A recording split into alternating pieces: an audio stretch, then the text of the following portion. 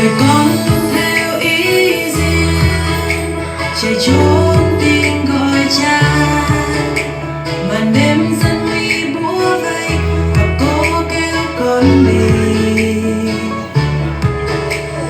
chẳng tìm thấy lối ra.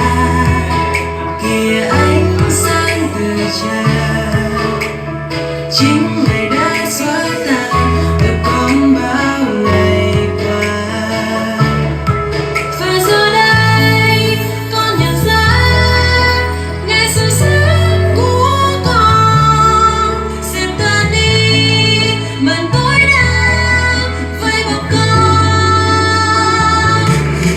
Ngài là ánh sáng trong cuộc đời con, là Jesus Christ yêu thương con hoài.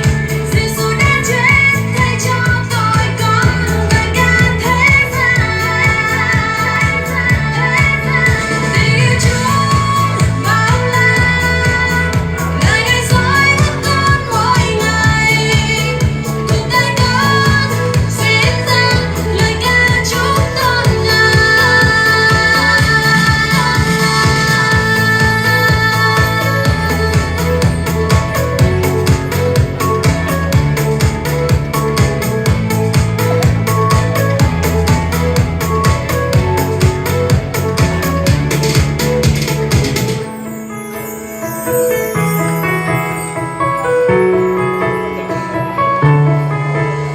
để con luôn theo ý riêng chạy trốn tiếng gọi cha.